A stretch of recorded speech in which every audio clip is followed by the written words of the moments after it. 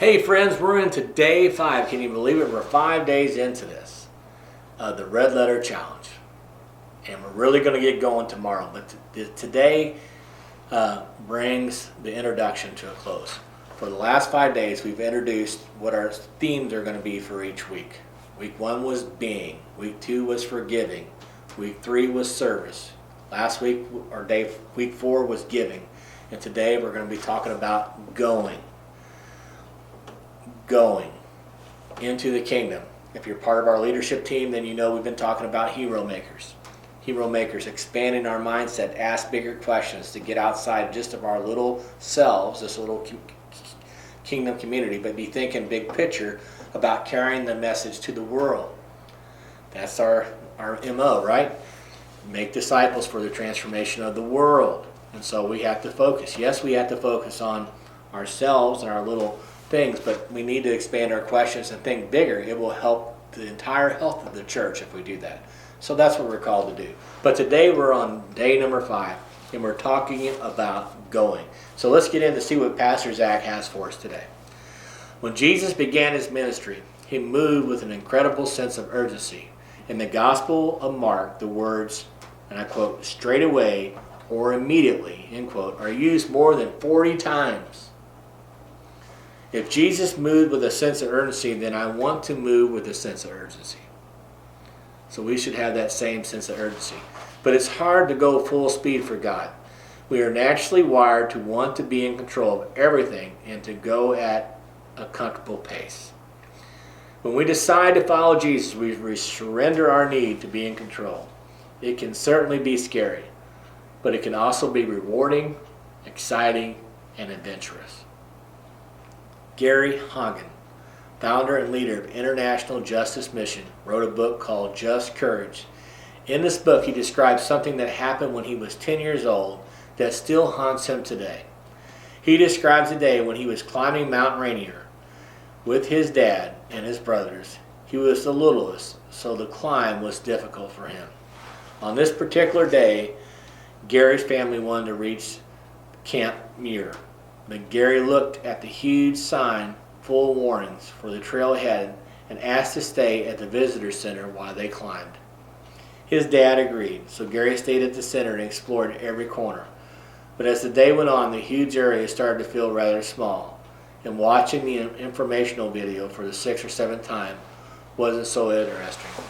He began to feel rather bored and sleepy and stuck. After the longest afternoon of his life, his dads and brothers finally came back. They were wet from the snow, famished, dehydrated, and nursing scrapes from the rocks and ice. But on the long drive home, there's stories about an unforgettable day with their dad on a great mountain.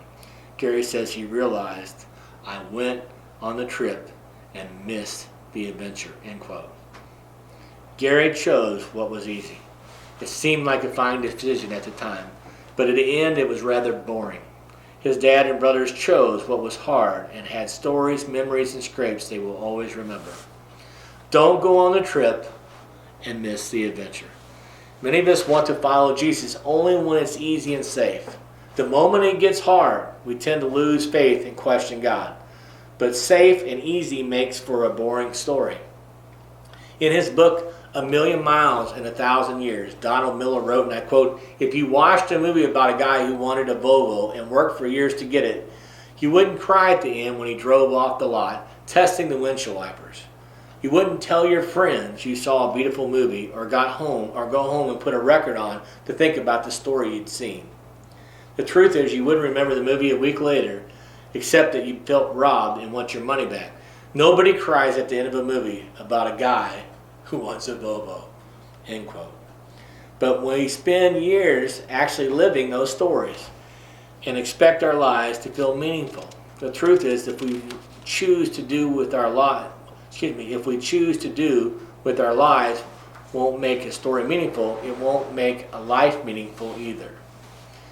If you recognized your life was telling a bad story, would you change it? As we start this challenge, remember that you are telling a story. You have the opportunity to tell the story of Jesus by what you do and say during this challenge. And even though it's not always going to be easy, I guarantee you that if you do this challenge and live by Christ's words, you will be living a story worth telling. The final week of this challenge will be tough. God will call you to stretch outside of your comfort zone. On those days, the easy and safe thing would be leaving the challenge without finishing. But don't go on that trip and miss the adventure. When God says go, He will always go with you. He will never leave you or forsake you. When God calls you to go somewhere, you never go alone. Jesus offers us a way of life filled with adventure, mission, and purpose. Are you ready? Buckle up, because the challenge starts now. And here's the big quote. Let's do this. Let's do this, friends. Consider yourself a Nike Christian. You got the swish on your head. Just do it. That's what you're encouraged to do. Just do it. Tomorrow we're going to dive into this thing. We're going to spend a week in the subject and the theme of being. It's going to be powerful. It's going to be wonderful. It's going to change your life. And I'm excited to go on this venture with you. So let's do it. Are you ready? Let's go!